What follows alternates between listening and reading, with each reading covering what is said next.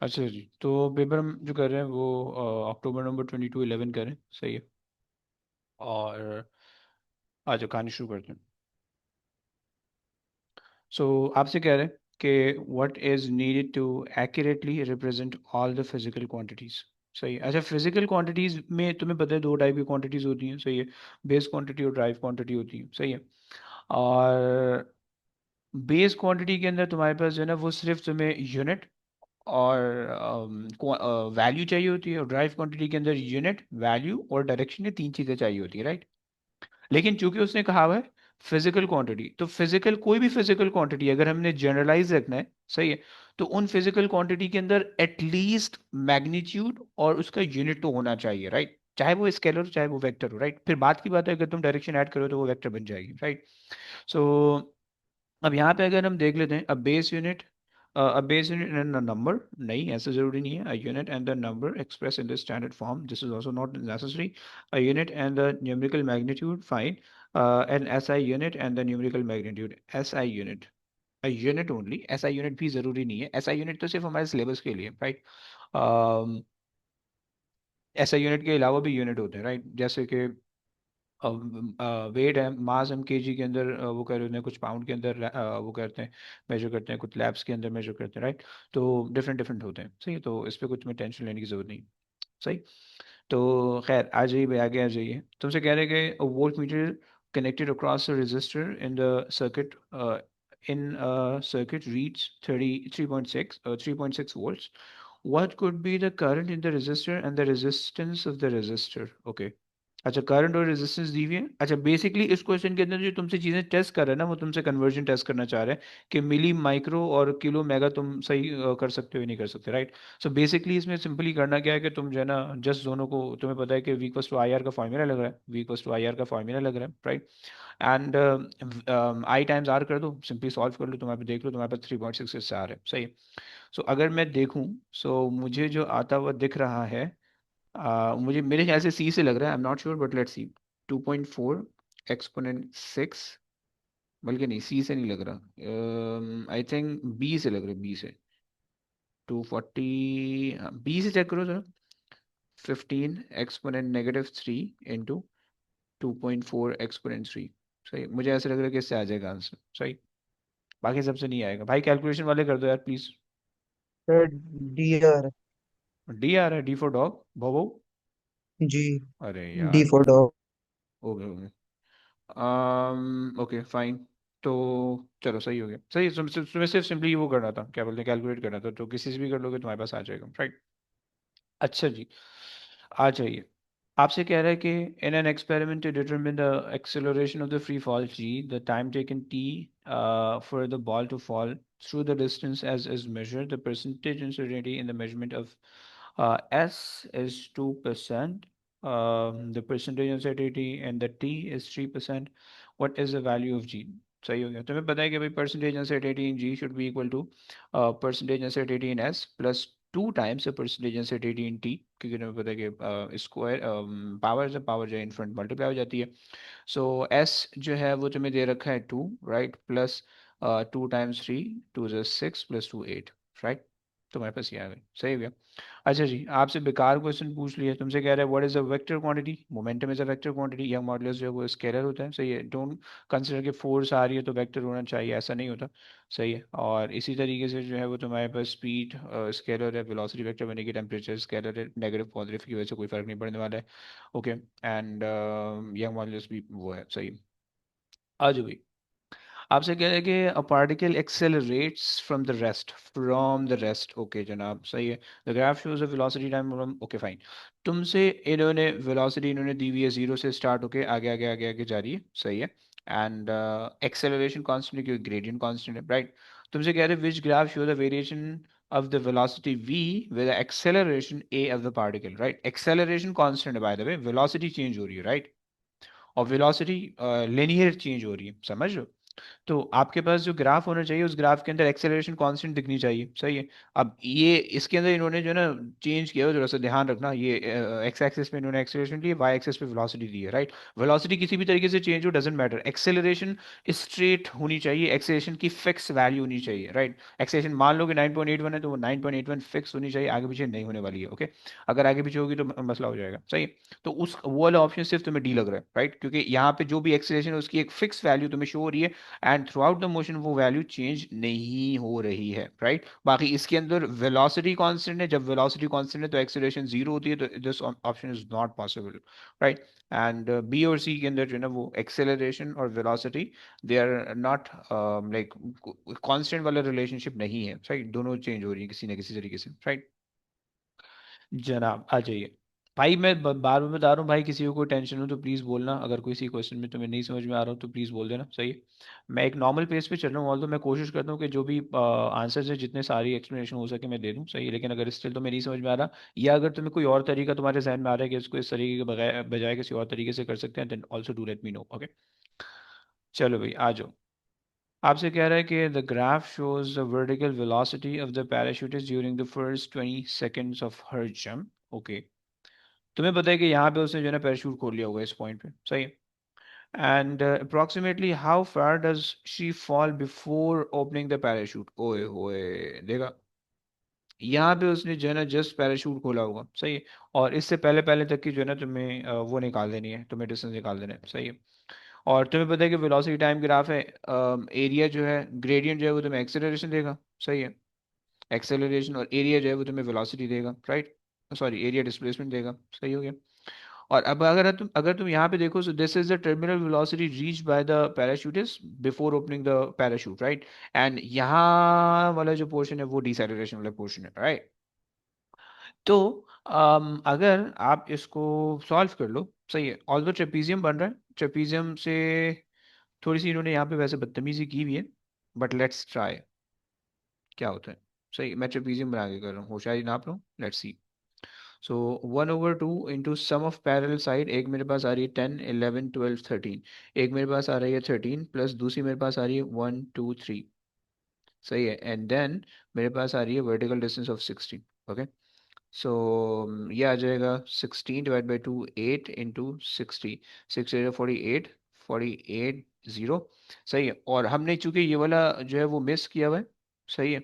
तो अगर तुम इसको ऐड करोगे तो इट शुड बी 480 से थोड़ा सा बड़ा होना चाहिए, सो ये बन जाएगा, राइट। बहुत ज़्यादा बड़ा नहीं होना चाहिए क्योंकि वो फिर 700 जो है ना लाइक वो ट्वाइस के आसपास चला जाएगा, राइट, वो गलत हो जाएगा फिर, समझ लो ना। अच्छा जी, चलो। सर वो एक बॉक्स से एरिया निकाल के नहीं कर सकते या अबे उसमें लंबा हो बहुत जाएगा? खुआरी होगी भाई, क़यामत करीब है यार, ऐसा मत कर भाई, खुदा को मान यार। एक ही क्वेश्चन करना है पूरे पेपर में, छोड़, मैं ऐसा नहीं कर, होशियारी ना बनो बस थोड़ा सा, उसने कहा अप्रोक्सीमेट करो ना, तुम अब्बू के बन रहे हो, समझ। जी सर सही। हाँ, गुड गुड। अच्छा जी। जी भाई, कौन सा क्वेश्चन देखना है सर, पिछला क्वेश्चन देखना है, दिखा दें, देख ले भाई, बस आए। अबे क्या मतलब, शादी के लिए रिश्ता देख रहे हो तुम? अच्छा चलो फाइन। ओके, सो तुमसे कह रहे हैं what is the definition of the linear momentum, okay. Linear momentum तुम्हारे पास होता है for product of mass and the velocity, see, सही। देखो जितनी भी दूसरी इक्वेशन है वो उन सबसे जो है ना मोमेंटम आ रहा होगा, बट वो डिफाइन नहीं कर रहा होगा मोमेंटम को, right. Force per unit time तो नहीं होता, फोर्स टाइम्स टाइम होता है, product of force times time, this is a correct thing. But ये मोमेंटम को डिफाइन नहीं कर रहा है, ओके। सही हो गया ना। ये जो फॉर्मूला होता है ना, force is equals to change in momentum over change in time, right. इस फॉर्मूला को हम यूज करते हैं फोर्स को डिफाइन करने के लिए, राइट, मोमेंटम को डिफाइन करने के लिए नहीं यूज करते, right. And the velocity per unit mass नहीं, ये उल्टा, ये इसका उल्टा दिया हुआ है, सही है। चलो आगे आ जाओ। तुमसे कह रहा है कि a mass of 0.2 kg suspended from the lower end of the light string. A second mass of 0.1 kg is suspended from the first mass by a thread. The arrangement is allowed to come into static equilibrium. Static equilibrium तुम्हें पता है क्या होता है? Static equilibrium, सही है।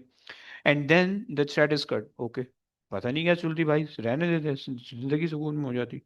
अच्छा by the way, एक चीज समझ लो, एक चीज समझ लो, इक्विलिब्रियम के ना दो टाइप होती हैं, यहाँ पे बता देता हूँ, सही, ऑल्दो सिलेबस में बहुत कम है। सही, बट ये मैं बता देता हूँ। देखो, इक्विलिब्रियम जो होता है दो टाइप का होता है। एक तुम्हारे पास होता है स्टैटिक इक्विलिब्रियम, राइट, और एक तुम्हारे पास होता है dynamic equilibrium, right. Dynamic equilibrium, right. ये वो केमिस्ट्री में मत ले जाना डायनामिक इक्विलिब्रियम से, सही है, कि rate of forward reaction equals to rate of backward reaction, तो आपके पास जो है ना डायनामिक इक्विलिब्रियम है, वो मत ले जाना वहाँ पे, सही। अम, अच्छा, यहाँ पे स्टैटिक इक्विलिब्रियम का मतलब ये है कि एक ऑब्जेक्ट रेस्ट में रुका हुआ है, राइट, और उस पर फॉरवर्ड फोर्स बैकवर्ड फोर्स बराबर है, राइट। डायनेमिक इक्विलिब्रियम का मतलब ये है कि एक ऑब्जेक्ट मूव कर रहा है with a constant velocity in a straight line. अगर कांस्टेंट वेलोसिटी कहती है तो इन अ स्ट्रेट लाइन कहने की जरूरत नहीं है, but with a constant speed in a straight line या कांस्टेंट वेलोसिटी, राइट, और इसमें रिजल्टेंट फोर्स जीरो है, राइट। तो ये आपके पास दो केसेस होते हैं, स्टैटिक इक्विलिब्रियम, डायनेमिक इक्विलिब्रियम, और ये दोनों न्यूटन फर्स्ट लॉ के अंदर मेंशन होते हैं, राइट, कि body continuous state of rest static equilibrium, right, और continuous state of motion with a constant velocity या constant speed in a straight line, dynamic equilibrium, okay. तो ये आ गया, सही है। या आप इसको इस तरह से भी, न्यूटन फर्स्ट लॉ को आप इस तरह से भी लिख सकते हो कि a body continuous state of static equilibrium or dynamic equilibrium until an external force is acted upon it। ओए होए यार, अंकल न्यूटन आज जिंदा होते ना, मुझे पप्पी ले लेते। अच्छा खैर, सॉरी। डायनेमिक एम कुछ, हाँ, दोनों के अंदर जीरो होगा, दोनों के अंदर एक्सेलरेशन जीरो होगी भाई, दोनों के अंदर मूव करेगा, लेकिन कांस्टेंट वेलोसिटी के साथ मूव कर रहे हैं, तो v equals to distance upon time वाला फॉर्मूला तुम लगाओगे इसके अंदर, इसके अलावा कुछ भी नहीं होना चाहिए, कुछ भी नहीं होने वाला है इसके अंदर। इक्वेशन ऑफ मोशन सब कुछ जीरो हो रही है, राइट। अच्छा जी, immediately after the thread is cut, what is the upward acceleration of point two, okay fine. अच्छा, थोड़ी बदतमीजी है इसके अंदर, लेकिन चलो कर लेते हैं, बदतमीजी कोई बात नहीं, कर लेते हैं, सही है। थोड़ा अगर हम आईपैड इस्तेमाल कर रहे हैं तो थोड़ा सा शश के भी दिखा देते हैं आप लोग, सही है। अबे भाई हो जा, ये आ गया मेरे पास, और ये आ गया मेरे पास, और ये आ गया मेरे पास, सही है। अच्छा देखो, सीन ये कि आ जाओ भाई, ओ भाई साहब इतना नहीं। देखो अब मेरे पास सीन ऐसा है कि अगर तुम इसको देखो,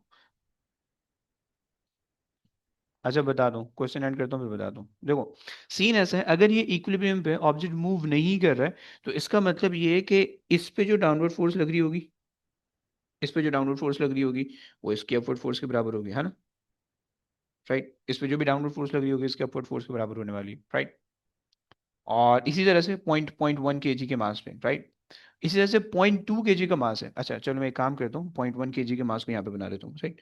0.1 kg का जो मास है, उस पर जो डाउनवर्ड फोर्स लग रही होगी और जो टेंशन इन द स्ट्रिंग होगी, राइट, वो बराबर होंगी, right, tension in the string और इसका जो वेट है, राइट। और 0.2 kg का जो मास होगा, सही है, उसका जो, सॉरी, ओके, 0.2 kg का जो मास है डाउनवर्ड है, राइट, और जो टेंशन होगी ये भी डाउनवर्ड होगी, राइट। ये टेंशन आ गई, ये 0.2 kg के मास इसका आ गया डाउनवर्ड, राइट। और तुम्हारे पास जो स्प्रिंग है, ऑब्वियसली बात है, जब तुम स्प्रिंग के साथ बदतमीजी करोगे तो वो जो है ना, वो तुम्हें इतना फ्री नहीं करवाएगी, वो उसके अंदर वो होगी, टेंशन होगी, तो टेंशन रीस्टोरिंग फोर्स जिसको हम कहते हैं, रीस्टोरिंग फोर्स, राइट, जो कि सेंटर की तरफ उसको लेके जाती है, राइट।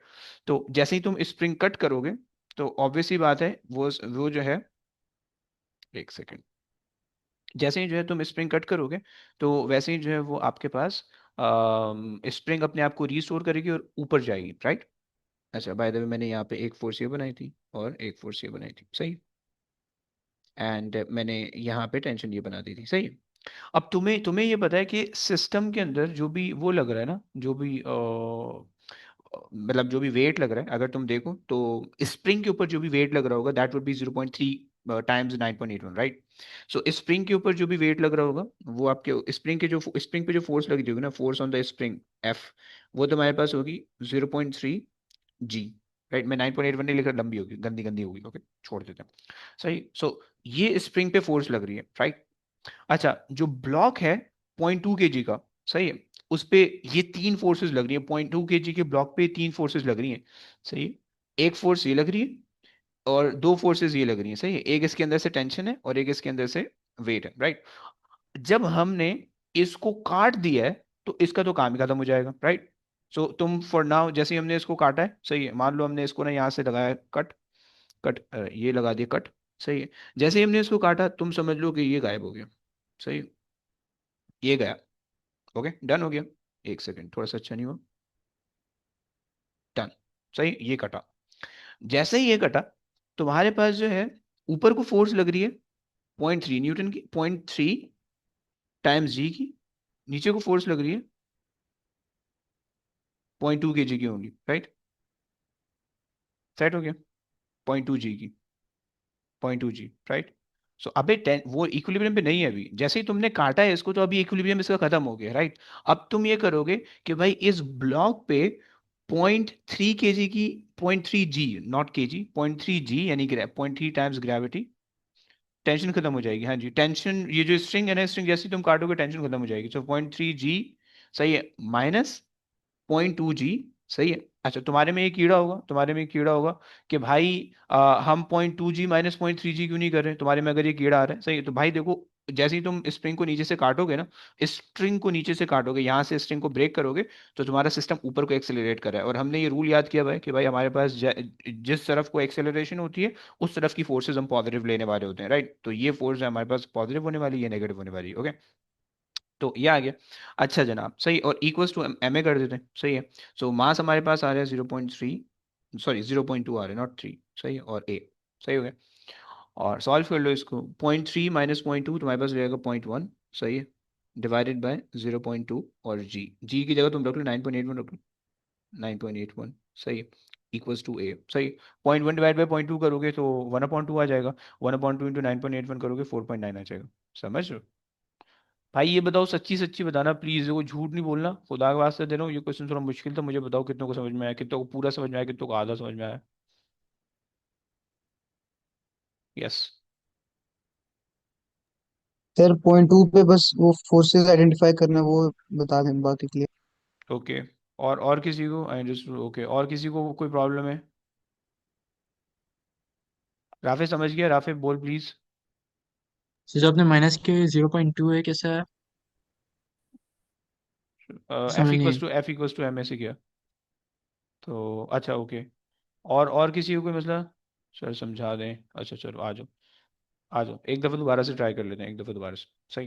देखो, पहले तो मैंने इस क्वेश्चन में तुम्हें ये बता दिया कि भाई इन्होंने कहा स्टैटिक इक्विलिब्रियम होता है, सही है। स्टैटिक इक्विलिब्रियम का मतलब ये है, अच्छा रीड कर लो, अगर तुम्हें रीड करना है तो तुम रीड कर लो, उसने तुम्हें जो है ना, अच्छा चलो एक सेकंड, तो मैं रीड कर लो जल्दी से, मैं ज़रा मिटा लेता हूँ क्वेश्चन, दोबारा से बता देता हूँ।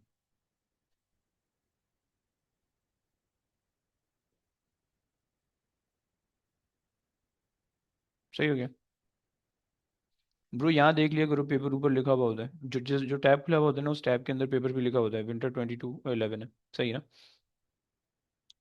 अच्छा जी, आ जाओ। तो तुमसे ये कह रहा है, तो अगर तुमने क्वेश्चन रीड कर लिया तो दोबारा से समझ लो।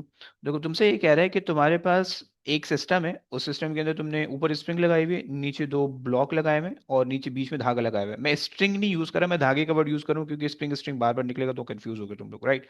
नीचे तुमने धागा लगाया हुआ है, राइट। धागे के अंदर टेंशन होने वाली है, सही है। स्प्रिंग के अंदर टेंशन होने वाली है, दो फोर्सेस आ गई, और इसके ऊपर फोर्सेस होंगी और इसके ऊपर फोर्सेस होंगी, राइट। अब इनको आइडेंटिफाई कर लो, सही। पहले तो फोर्सेस को आइडेंटिफाई कर लो, तो ही तुम उसको सॉल्व कर सकते हो, राइट। इस पे जो वेट लग रहा होगा, राइट, वो डाउनवर्ड लग रहा होगा, सही है। वेट लग रहा होगा इस पे डाउनवर्ड, राइट। धागे पे जो फोर्स लग रही होगी, टेंशन, वो इससे अवे लग रही होगी। तुम्हें पता होता है कि भाई अगर कनेक्टेड पार्टिकल है तो कनेक्टेड पार्टिकल पे जो टेंशन लगती है वो एक दूसरे के अवे लगती है, राइट। इससे टेंशन इधर को लग रही होगी, राइट। और अगर तुम 0.2, अच्छा यहाँ पे मैंने इसको बना दिया, सही है, मैंने एक मास के लिए यहाँ बना दिया, दूसरे बीच वाले मास के लिए यहाँ पे देखना प्लीज, बीच वाले मास के लिए मैं यहाँ पे डायग्राम के अंदर वैल्यूज लगाने वाला हूँ, ओके। अब यहाँ पे तुम्हारे पास क्या हो रहा है, यहाँ पे जो तुम्हारे पास है that is 0.2 kg, right. 0.2 into 9.81 करोगे वेट बन जाएगा, राइट। सो वो वेट लग रहा होगा डाउनवर्ड, राइट, वेट लग रहा होगा डाउनवर्ड, ओके। टेंशन भी लग रही होगी इससे डाउनवर्ड, राइट, टेंशन भी डाउनवर्ड लग रही होगी, राइट। अच्छा जी, देखो स्प्रिंग जो होता है ना, स्प्रिंग के अंदर याद रखना, तुम्हारे पास जो फोर्स होती है ना, फोर्स ऑन द स्प्रिंग, वो हमेशा, ये याद रखना please, force on the spring या रबर बैंड के अंदर जो भी फोर्स हुआ करती है वो हमेशा उस डायरेक्शन में लगती है कि जिससे उसका अपना शेप रीगेन हो जाए, राइट। तुमने जब स्प्रिंग पे इतना ज्यादा जुल्म किया हुआ है, सही, दो दो चीजें तुमने बांधी हुई हैं उसके साथ, राइट, तो ऑब्वियस सी बात है स्प्रिंग खिंची हुई होगी, राइट, स्प्रिंग स्ट्रेच होगी, राइट। तो स्प्रिंग पे जो फोर्स लगेगी ना, वो फोर्स उस डायरेक्शन में लगेगी, सच दैट कि वो अपने आप को अपनी ओरिजिनल शेप में आ जाए, लेके आ जाए, राइट। सो स्प्रिंग की जो फोर्स लगती है ना स्प्रिंग के अंदर, हमेशा याद रखना स्प्रिंग, अगर तुम स्प्रिंग को स्ट्रेच कर रहे हो, सो फोर्स जो है उनके दोनों एंड से सेंटर की तरफ लगती है, राइट। अगर तुम स्प्रिंग को कंप्रेस कर रहे हो, मतलब अगर तुम्हारे पास लेट से ये स्प्रिंग था, सही है, तुमने उसको कंप्रेस करके ये बना दिया, राइट। तो अब फोर्स इधर को लगेंगी, दो सेंटर से अवे लगेंगी, राइट। सही हो गया। मतलब कहने का मतलब ये, सेंटर से दो फोर्स अवे इसलिए लगेंगी, अगर तुम यहां से छोड़ोगे स्प्रिंग को, सही है, तो वो ऊपर को जाएगी, राइट। और अगर तुम यहां से स्प्रिंग को छोड़ोगे तो नीचे को आएगी, राइट। अगर तुम दोनों जगह से छोड़ोगे तो वो एकदम से जो है ना वो खुलेगी, मतलब दोनों तरफ से एक्सपैंड होगी, राइट। ये जो दो tension force will be of the same, नहीं नहीं नहीं नहीं, देखो, धागे के अंदर जो टेंशन है, धागे के अंदर जो दो टेंशन है, राइट, एक यहां से आ रही है और एक यहां से आ रही है, वो दोनों सेम होंगी, राइट, क्योंकि धागा एक ही है, राइट। धागे के अंदर जो टेंशन है वो एक सेम वैल्यू की होगी, राइट, क्योंकि धागा एक ही है, राइट। स्प्रिंग के अंदर जो टेंशन है वो धागे वाली टेंशन के बराबर नहीं होगी, क्योंकि ऑब्वियस सी बात है कि वो इन दोनों की वजह से आ रही है, right. So tension in the spring अलग होने वाली है, धागे की टेंशन अलग होने वाली है, ओके। क्लियर हो गया। ये हमारे पास एक कॉन्सेप्ट हो गया, सही हो गया। क्वेश्चन आई विश तुम्हें समझ में आ गया होगा। मैंने तुम्हें ये भी बता दिया कि स्प्रिंग पर जो फोर्स लग रही होगी वो तुम्हें पता है कि अगर तुम स्प्रिंग को स्ट्रेच किए हुए हो तो सेंटर की तरफ फोर्स लगती है, कोई भी, मतलब मान लो ये सेंटर है, इसकी तरफ को फोर्स लग रही होगी, राइट। अब तुम ये मत बोलना कि सेंटर हमें कैसे पता चलेगा, ऑब्वियस बात है, जहाँ स्ट्रेच हुआ ना उसका सेंटर वाला पॉइंट है, वो सेंटर बन जाएगा वो, सही। सो ये जो फोर्स है ये स्प्रिंग की टेंशन है, राइट। स्प्रिंग की टेंशन है, लेट्स से एफ मैंने कह दिया, राइट। और ये जो स्प्रिंग की टेंशन होगी ये किस किस कितने कितने फोर्स की इक्विवेलेंट होगी, क्योंकि तुम्हें पता है कि अभी सिस्टम इक्विलिब्रियम के अंदर है, अभी सिस्टम इक्विलिब्रियम के अंदर है, राइट। सो ये जो अपवर्ड फोर्स होने वाली है ये किसके बराबर होगी, डाउनवर्ड फोर्स के बराबर होगी, राइट। तो उस कॉन्सेप्ट को यूज करके जो डाउनवर्ड फोर्स हमारे पास आ रही है, अगर तुम डाउनवर्ड फोर्स, ये पूरी डाउनवर्ड फोर्स देखो, सही, इस पूरे को एक बड़ा लोड कंसिडर कर लो। सो 0.2 के जी प्लस 0.1 के जी, 0.3 के जी इंटू 9.81 करोगे, सो 0.3 इंटू 9.81 का तुम्हारे पास ये डाउनवर्ड फोर्स आ रहा है, राइट। 0.3 इंटू जी का तुम्हारे पास डाउनवर्ड फोर्स आ रहा है, तो इसी के इक्विवेलेंट अपवर्ड फोर्स भी आ जाएगा, राइट। अच्छा जनाब, सही हो गया। भाई यहाँ तक कोई मसला, भाई प्लीज बताओ। सेकंड वाले ब्लॉक के अंदर किसी को तुम में से कोई मसला? ये वाले ब्लॉक पे तीन फोर्सेस लग रही हैं, एक लग रही है टेंशन, एक लग रही है वेट, और एक लग रही है इसी ब्लॉक पे स्प्रिंग की फोर्स, राइट। सही हो गया। मुझे बताओ इसमें कोई मसला है किसी को, प्लीज हाँ ना बोलो, जिनको प्रॉब्लम तो वो बता दें प्लीज, यूसरा, अशमा, तुम लोगों को भी मसला था? और भी जिसको मसला था, शाम समझ में आ रहा है, यहाँ तक कोई मसला नहीं है? यहाँ तक फोर्सेस समझ में आ गई है, शाम फोर्सेस में मसला था भाई तेरे को? जी आ गई है, मान लिया, चलो गॉट इट, ओके फाइन। अब देखो, अब तुमसे क्या कह रहा है, अब तुमसे ये कह रहा है कि भाई immediately after the thread is cut, okay, what is the upward acceleration of 0.2 kg mass, okay। अब जब तुम, अगर हम काट रहे हैं, अगर तुम इसको काट रहे हैं, राइट, ये गायब हो गया, ये गायब हो गया, कुछ भी नहीं है नीचे, कुछ भी नहीं है, फाइन, सही है, टेंशन वेंशन सब खत्म हो गई। अब ये वाली जो टेंशन होगी ये गायब हो जाएगी, right, this tension goes to zero, क्योंकि तुमने स्ट्रिंग कट कर दी, राइट। ये टेंशन खत्म हो गई। अब सिर्फ दो फोर्सेस लग रही हैं, जो ब्लॉक बचा है उस पर दो फोर्सेस लग रही हैं। एक फोर्स लग रही होगी नीचे वाली, सही है, ये इसका वेट लग रहा होगा, सही है।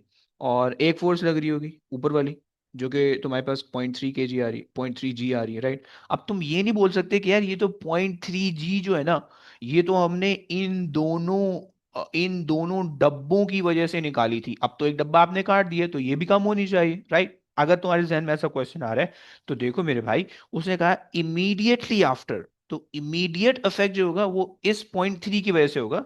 लेकिन जैसे ही वो होगा ना, रिकॉइल होगी, यानी जब ये जो स्प्रिंग है वो वापसी अपनी ओरिजिनल शेप में आने लगेगी, तो 0.3 ऑब्वियसली बात है वो कम हो जाएगा, but we are talking about the specific point. और वो स्पेसिफिक पॉइंट कौन सा है? इमीडिएटली आफ्टर कटिंग वाला है, ओके। और इमीडिएटली आफ्टर कटिंग के अंदर 0.3 g अवेलेबल होगी, समझ गया। चलो जी आ जाओ। अब चूंकि चूंकि तुम्हें पता है कि भाई फोर्सेस अनबैलेंस हो चुकी हैं और ये एक्सेलरेट कर रहा है अपवर्ड, राइट। तो एफ इक्वल्स टू एम में लगाना पड़ेगा, अंकल न्यूटन को याद करना पड़ेगा तुम्हें, उनके बगैर काम नहीं होने वाला तुम्हारा, सही है।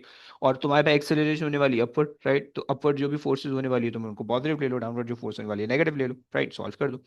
अपवर्ड जो फोर्स आ रही है दैट इज 0.3 g, डाउनवर्ड जो फोर्स आ रही है, अब वेट है, राइट, डाउनवर्ड से वेट अभी एक्ट कर रहा है, which is 0.2 into g, g basically 9.81 है, केजी वाले जी मैं नहीं लगा रहा हूँ, ये ग्राम मत समझना भाई, वो जी 9.81 है, मैं मल्टीप्लाई नहीं कर रहा हूँ वरना गंदा कैलकुलेशन आएगी, right. So 0.2 g, okay, is equals to, सही, ये आ गई मेरे पास रिजल्टेंट फोर्स। तुम्हें पता है कि F equals to M A क्या कहते हैं, resultant force equals to M A, right. This is the resultant force equals to M A. Mass तुम्हारे पास है 0.2 kg, राइट, और ए तुम्हारे पास है अननोन। राफे समझ रहे हैं, Rafe, Rafe Rafe Rafe Rafe short. अच्छा जी, फाइन, चलो, ये हो गया। 0.1 यहां से बच जाएगा, G divided by 0.2 equals to A, right. Solve कर लो। 0.1 डिवाइड बाई 0.2 करोगे, 1/2 बच जाएगा, डेसिमल हटा दो। सही है, जी तुम्हारे पास है 9.81, 9.81